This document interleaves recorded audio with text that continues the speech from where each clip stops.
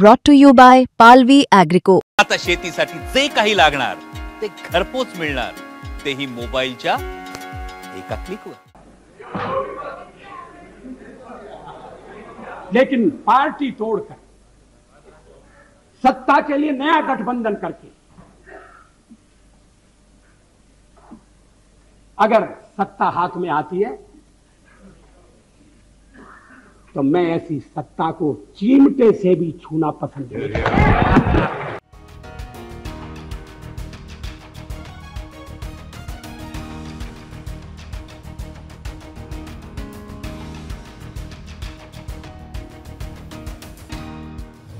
वर्ष होतं 1996।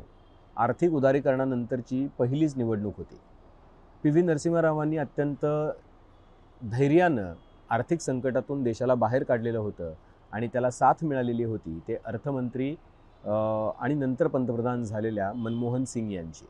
अर्थात परदेशी गुंतवणूक वाढू लागलेली होती आणि त्यामुळं देशाचा बाजार जो आहे तो एका प्रकारे चमकू लागलेला होता। आता लोकांच्या खिशामध्ये अधिकचा पैसा खेळेल अशी चिन्हही दिसू लागलेली होती। आर्थिक उदारीकरणाची फळं जी आहेत ती हळूहळू आपल्या वाट्याला येतील हे जाणकारांच्या लक्षात येऊ लागलेलं होतं। पण याच काळामध्ये काही अशाही घटना घडलेल्या होत्या की ज्यामुळं भारतीय राजकारणाला कलाटणी मिळालेली होती। त्यातली एक घटना होती अर्थात बाबरीचा विध्वंस। 1992च्या डिसेंबर महिन्यामध्ये कारसेवक आपल्याला कल्पना आहे की अयोध्येला गेले आणि तिथे मोठ्या प्रमाणावरती आक्रमक आंदोलन झालं, ज्याचं नेतृत्व विश्व हिंदू परिषद असेल किंवा बजरंग दल असेल किंवा भाजपाचे नेते असतील, संघाच्या कार्यकर्ते असतील, या सगळ्या लोकांनी तिथं अत्यंत आक्रमकपणे तिथं मस्जिदीवरती दावात सांगितला एका प्रकारे। कालांतरानं आपल्याला कल्पना आहे की त्याच जागेवरती आता भव्य असं राम मंदिर उभं राहिलेलं आहे आणि ज्याचा धर्मध्वज जो आहे तो कालच नरेंद्र मोदी यांनी तिथे त्यांच्या हस्ते फडकावण्यात आला। पण हे सगळं झाल्यानंतर जी निवडणूक झाली त्यामध्ये हिंदुत्वाचा प्रचार अत्यंत आक्रमकपणे वाजपेयी आणि अडवाणींनी केला। त्यामध्ये मुरली मनोहर जोशी असतील किंवा त्यांचे इतर सहकारी असतील ते सुद्धा पुढे होते आणि परिणाम असा झाला की पहिल्यांदाच स्वबळावरती म्हणजे भाजपला 160 जागा मिळाल्या। भाजप सिंगल लार्जेस्ट पार्टी म्हणून समोर आली। काँग्रेसलाही 140 जागा मिळाल्या, देवेगौडा यांच्या JDSला सुद्धा 40-42 जागा मिळाल्या आणि असं लक्षात आलं की सिंगल लार्जेस्ट पार्टी असल्यामुळे आता भाजप सरकार बनवते। अर्थात पंतप्रधान म्हणून अटल बिहारी वाजपेयी यांनी शपथ घेतली। शपथ घेतल्यानंतर त्यांना आपलं बहुमत सिद्ध करायचं होतं, पण 13 दिवसांमध्ये काही त्यांना बहुमत सिद्ध करता आलं नाही, त्यांना इतर पक्षांचा पाठिंबा काही मिळवता आला नाही आणि अखेर 13 दिवसानंतर ते सरकार कोसळलं, ते सरकार अल्पायुषी ठरलं। पहिल्यांदाच अत्यंत कमी कालावधीसाठी पंतप्रधान म्हणून अटल बिहारी वाजपेयी हे पदावर राहिल्याची नोंद झाली। 13व्या दिवशी ज्याला 28 मेला अटल बिहारी वाजपेयी सभागृहामध्ये उभे राहिले त्यावेळेला त्यांनी एक भाषण केलं आणि त्या भाषणामध्ये त्यांनी असं सांगितलं की पक्ष तोडून फोडून किंवा आमिष दाखवून अशा पद्धतीने जर मला सत्ता काबीज करायची असती तर ती मी कधीच केली असती, पण माझे संस्कार त्याला परवानगी देत नाहीत। ज्या मुशीतून आम्ही वाढलो ते आम्हाला परवानगी देत नाही। त्यांचं एक वाक्य खूप गाजलं की अशा प्रकारे राजकीय पक्ष तोडून फोडून आमिष दाखवून सत्ता जर काबीज केली तर अशा सत्तेला मी माझ्या चिमटीत सुद्धा पकडणार नाही। त्यानंतरचं एक वाक्य त्यांचं खूप गाजलं, सत्ता येईल जाईल, हा देश राहिला पाहिजे, या देशाची लोकशाही टिकली पाहिजे। तुम्ही म्हणाल की आता हे 1996चं भाषण वाजपेयींचं आणि त्याचा आता 2025 मध्ये काय संबंध आहे, तर त्याचा खूप निकटचा संबंध आहे। त्याचं कारण असं आहे की 2014 नंतर मोठ्या प्रमाणामध्ये देशामध्ये पुन्हा एकदा भारतीय राजकारणानं एक पूस बदलली असं म्हटलं तर वावगं ठरणार नाही।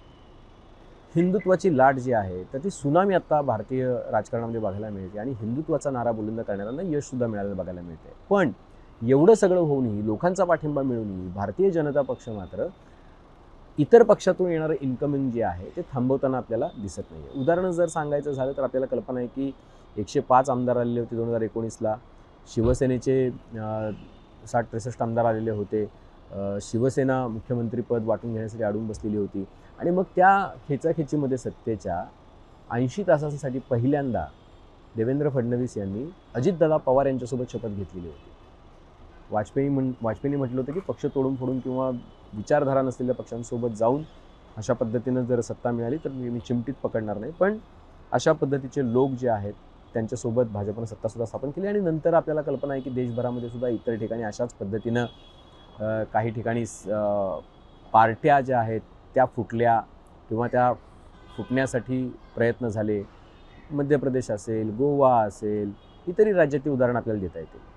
पण आता एक गंमत झालेली आहे भारतीय राजकारणामध्ये किंवा महाराष्ट्राच्या राजकारणात. काय गंमत आहे ती? गंमत ही आहे की विरोधी पक्ष आता शिल्लक राहतो की नाही अशा पद्धतीचा एका प्रकारचं इतक्या वेगानं इन्कमिंग जे आहे ते भारतीय जनता पक्षामध्ये सुरू झालेलं आहे.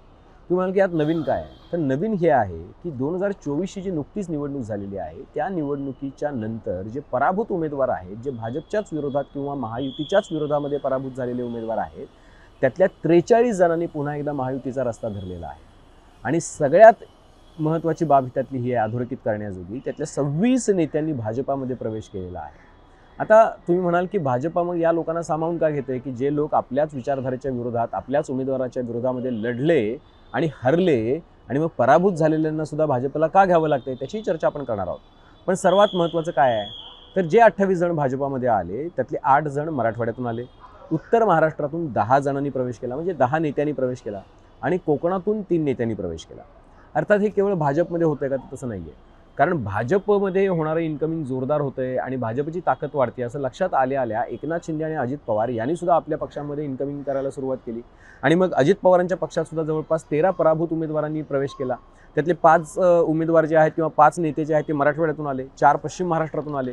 आणि मग शिंदे त्याच्यामध्ये कसे मागे राहतील? एकनाथ शिंदेंची तर स्पर्धा थेट भाजपशी आहे आणि भाजपशी स्पर्धा असल्यामुळं शिंदेंनी मोठ्या प्रमाणावरती इन्कमिंग केलं. त्यांनी मुंबईमध्ये एकट्या मुंबईमध्ये 125 माजी नगरसेवक जे आहेत ते आपल्याकडे घेते. त्यात काँग्रेसचे नगरसेवक आहेत, शिवसेनेचे मोठ्या प्रमाणात नगरसेवक आहेत आणि त्यांना भाजपला इथं टक्कर द्यायची आहे. त्यांना जागा वाटपामध्ये सुद्धा निगोशिएशन करायचं आहे. जास्तीत जास्त जागा आपल्या पदरामध्ये कशा पडतील ते बघायचं आहे. आणि त्यामुळं शिंदेंच्या शिवसेनेमध्ये सुद्धा 7 माजी आमदार किंवा एका पद्धतीने आपण म्हणूया की पराभूत उमेदवारांनी, पराभूत नेत्यांनी प्रवेश केला, ज्यांनी 2024ला महायुतीच्याच विरोधामध्ये निवडणूक लढवली होती. त्यातले 5 जण जे आहेत ते शिवसेना युबीटी म्हणजे उद्धव ठाकरेंच्या पक्षातून आले आणि एक जण जो आहे तो काँग्रेसमधून आला, दंगेकरांचं नाव आपल्याला माहितीच आहे. एक जण राष्ट्रवादी काँग्रेसमधून सुद्धा त्यांच्या पक्षामध्ये आला आणि नुकतेच सिद्धराम म्हेत्रे सुद्धा त्यांच्या पक्षामध्ये आले. आता मुद्दा काय आहे की मग अशा पद्धतीच्या नेत्यांना भारतीय जनता पक्ष किंवा शिवसेना किंवा अजित पवार का बरं बळ देत आहेत? तर त्याचं स्पष्ट कारण आहे की भारतीय जनता पक्षाला महाराष्ट्रामध्ये गुजरातप्रमाणेच कुणाच्याही कुबड्यांशिवाय एक हाती सत्ता स्थापन करायची आहे आणि ती सत्ता स्थापन करायची असेल तर 2029 पर्यंत सर्वाधिक मास अपील असलेले किंवा लोकांमध्ये ज्यांचा जनाधार उत्तम आहे ते लोक आपल्याकडे आले पाहिजेत, ही त्यांची धारणा आहे. आणि म्हणून त्यांनी आपल्याकडे होत असलेलं इन्कमिंग जे आहे ते जोरदार पद्धतीनं सुरू केलं. हा झाला एक भाग. दुसरा भाग असा आहे की एकनाथ शिंदे जर या पक्षामध्ये किंवा भाजपनं या नेत्यांना आपल्या बाजूला घेतलं नाही तर दुसऱ्या बाजूला शिंदे आणि अजित पवार हे लोक या त्यांच्या विरोधात जे लोक लढलेले होते त्यांना त्यांच्या पक्षामध्ये घेतील. मग असं झालं तर पर्यायानं त्या भागामध्ये भाजपच्या विरोधामधला आवाज जो आहे तो बुलंद होऊ लागेल. म्हणजे भाजप विरोधी पक्ष जे आहे ते मजबूत होऊ लागतील. तेही भाजपला होऊ द्यायचं नाही आहे आणि म्हणून सुद्धा भाजपनं काही ठिकाणी नाईलाजानं पण इन्कमिंग केलेलं आहे. तिसरा मुद्दा काय आहे तर तिसरा मुद्दा असा आहे त्यातला की या क्षणाला म्हणजे इतके नेते घेऊन सुद्धा काँग्रेस, NCP आणि शिवसेना, उद्धव बाळासाहेब ठाकरे हे 3 पक्ष भाजपला आव्हान देण्याची भाषा करत आहेत. जर त्यांच्याकडे आव्हान देण्याची भाषा करणारे लोकच राहिले नाहीत आणि ग्राउंडवर जर त्यांना पाठिंबा राहिला नाही, ग्राउंडवर जनाधार असलेला नेताच राहिला नाही तर ते भाजपला कुठल्याही पद्धतीचं आव्हान देऊ शकणार नाहीत. एका प्रकारे हा जो विजयाचा अश्वमेध आहे तो असाच दौडत राहील, किंबहुना त्याला विरोध करायला लोकही राहणार नाहीत. अशी परिस्थिती विरोधकांची करण्याचा मानस जो आहे तो महायुतीच्या नेत्यांचा दिसतो. आता मला फक्त तुम्हाला आठवण करून द्यायची की कोणाकोणाला घेतलं. जे 26 जण आले त्यातले काही उदाहरणं मला तुम्हाला द्यायचे. बघा, विजय शिवतारेंच्या विरोधामध्ये एकनाथ शिंदेंचे उमेदवार होते विजय शिवतारे. त्यांच्या विरोधामध्ये कोण लढलं? काँग्रेसचे संजय जगताप. संजय जगतापांना भाजपनं आपल्यासोबत घेतलेलं आहे. म्हणजे जर उद्या कोबड्यात टाकून द्यायची वेळ आली आणि स्वबळाचा जर नारा बुलंद केला 29ला तर तिथं त्यांचा उमेदवार तयार आहे संजय जगतापांच्या रूपानं. शंकर मांडेकर भोरचे आमदार आहेत राष्ट्रवादीचे. तिथे काँग्रेसमधून आलेले जवळपास 4 वेळा आमदार राहिलेले संग्राम थोपटे, ज्यांचे वडील 30 वर्ष मंत्रिमंडळामध्ये होते, आपल्याला कल्पना आहे अनंतराव थोपटे, त्यांना काँग्रेसनं भाजपनं आपल्याकडे घेतलेलं आहे. म्हणजे काँग्रेसला इथं त्यांनी कमजोर केलंच, पण दुसऱ्या बाजूला राष्ट्रवादीच्या विरोधात सुद्धा एक आव्हान उभं केलं. सत्यजित पाटणकर, पाटणमध्ये शंभूराज देसाईंच्या विरोधामध्ये त्यांनी निवडणूक लढवलेली होती. तिथं सत्यजित पाटणकरांना राष्ट्रवादीनं पाठिंबा दिलेला होता शरद पवारांच्या. त्या सत्यजित पाटणकरांना सुद्धा त्यांनी भाजपनं आपल्याकडे घेतलेलं आहे. म्हणजे उद्या शंभूराज देसाईंच्या विरोधामधला उमेदवार, त्याला ताकद देणं, त्याला निधी देणं, तिथल्या विकास कामामध्ये त्याचा हात असणं, तिथं पक्ष मजबूत करणं, ही सगळी जी काय म्हणू आपण त्याला कसरत आहे किंवा कवायत आहे ती पाटणमध्ये होणार आहे. अद्वै हिरे मालेगावमध्ये दादा भुसेंच्या विरोधामध्ये त्यांनी निवडणूक लढवलेली होती शिवसेना युबीटीकडून.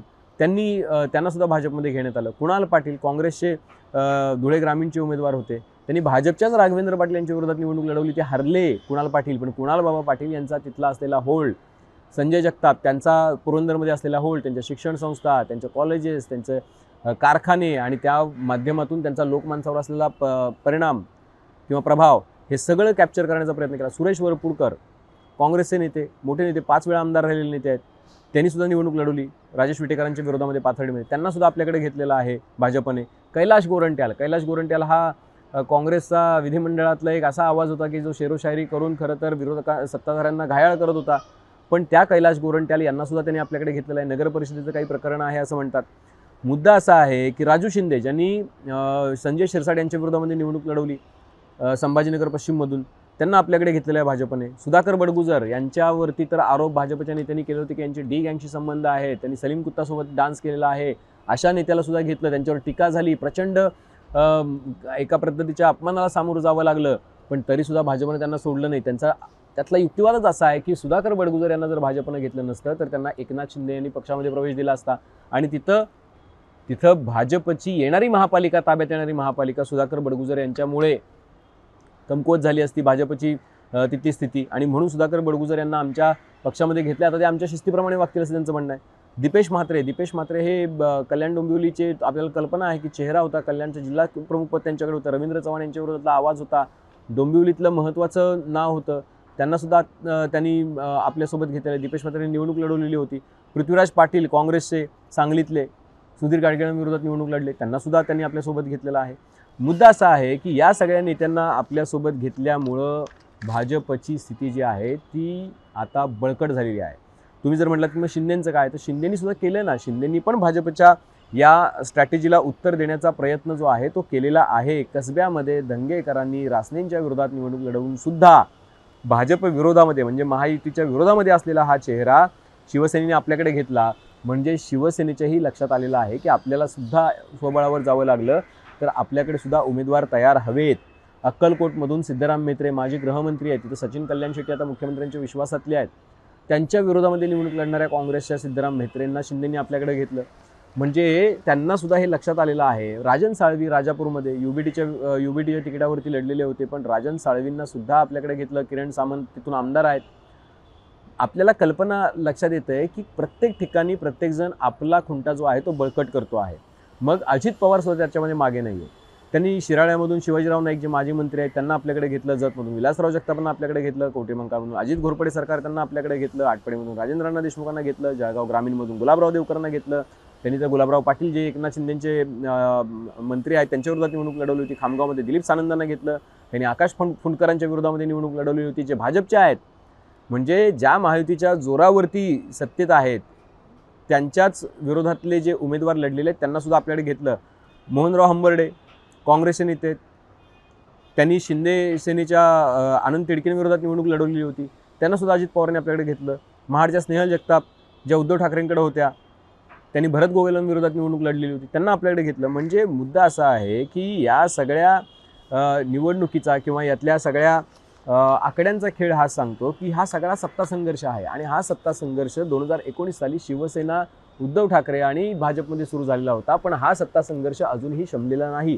महाराष्ट्रातला सत्ता संघर्ष हा त्या पलीकडे गेलेला आहे आणि आता तो पक्षीय पातळीवर आणि व्यक्तिगत आकांक्षांच्या पातळीवर सुद्धा गेलेला आहे. कुठल्याही स्थितीमध्ये एकनाथ शिंदे यांची मुख्यमंत्रीपदी बसण्याची आस लपून राहिलेली नाही.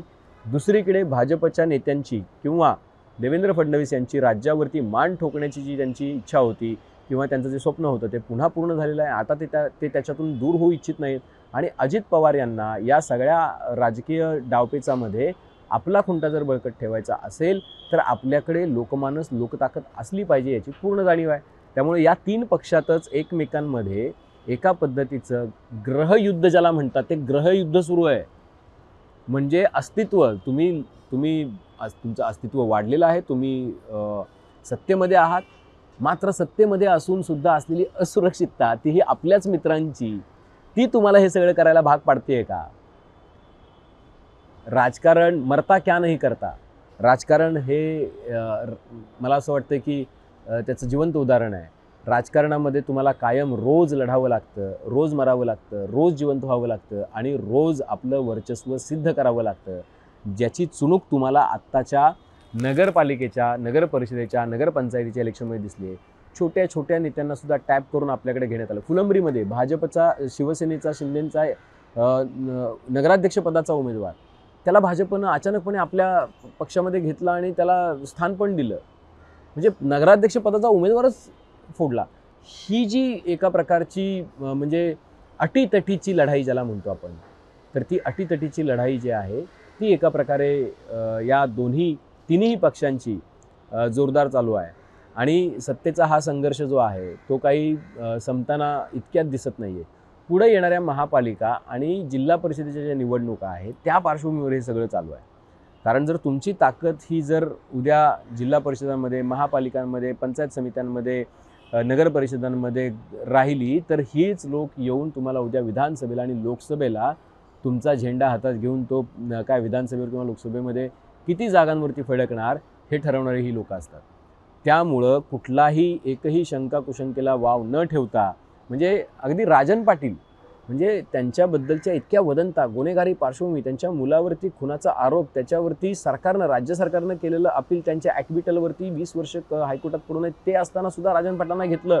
उज्ज्वला थेटेंना अर्जही भरू दिला नाही. अर्ज भरला तर तो बाद झाला. त्यांनी त्याच्यामध्ये न्यायालयामध्ये अपील केलं तर आत्तापर्यंत त्याचा निकाल लागलेला नाही आहे. म्हणजे केवढ्या टोकाचा सत्ता संघर्ष असेल, केवढ्या टोकाची लढाई असेल. एक म्हणजे इंच लढू ज्याला म्हणतात, ती इंच जागा लढवण्याचं काम महायुतीमध्ये चालू आहे. आणि चुन चुन के मारेंगे हा जे फिल्मी डायलॉग आहेत, तर तसं चुन चुन के प्रत्येक नेता आपल्या गळाला लागला पाहिजे. त्यासाठी कुठल्याही पद्धतीचे रिसोर्सेस कितीही तब्येतीनं वापरायला लागले तरी त्याने काही फरक पडणार नाही किंवा त्याची उणीव जी आहे ते हे लोक भासू देत नाही आहेत. मुद्दा असा आहे की राजकारण कुठून कुठवर आलं. 1996 लागलेली भाजपची सत्ता आणि ती सत्ता जवळपास अशी हातातोंडाशी आलेली असताना 160 वरती भारतीय जनता पक्ष होता, 272ची मॅजिक फिगर होती आणि ती गाठता आली नाही. का तर पक्ष फोडण्यासाठी, विचारांना मुरडं घालण्यासाठी किंवा आपल्या विरोधातल्या विचारधारा असणाऱ्यांना आपल्यासोबत घेण्यासाठी वाजपेयी, अडवाणी तयार झाले नाहीत. त्यांनी सत्ता सोडून दिली. त्यांनी एक प्रकारे सत्तेला तिलांजली दिली आणि त्यांनी असं म्हटलं की अशी सत्ता मी चिमटीतसुद्धा पकडणार नाही. आणि वाजपेयी म्हणतात की सरकारें आएंगी जाएंगी, ये देश रहना चाहिए, देश का लोकतंत्र रहना चाहिए. याचा अर्थ खूप मोठा आहे. हे अशा पद्धतीनं तोडफोड करून विचारधारा नसणाऱ्या लोकांना आपल्याकडे घेऊन किंवा केवळ सत्तेसाठी विचारधारेला तिलांजली देऊन आपण ज्या जागा जिंकल्याचा किंवा बहुमताचा किंवा लोकशाही राबवल्याचा फील देऊन लोकांना, जनतेला, ही जी सरकारं येत आहेत, ह्या ज्या सत्ता येत आहेत, मग त्या साध्या ग्रामपंचायत असो किंवा विधानसभेत असो किंवा लोकसभेत, तर वाजपेयी म्हणाले तसं हे देशाचं लोकतंत्र किंवा लोकशाही जिवंत ठेवणार आहेत. मला असं वाटतं की हे खूप खेदानं म्हणावं लागतं की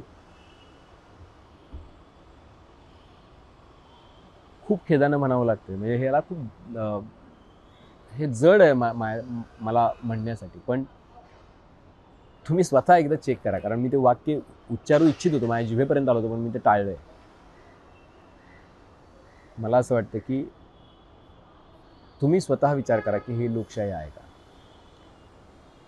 everything is fair in love, war and politics असं म्हटलं जातं.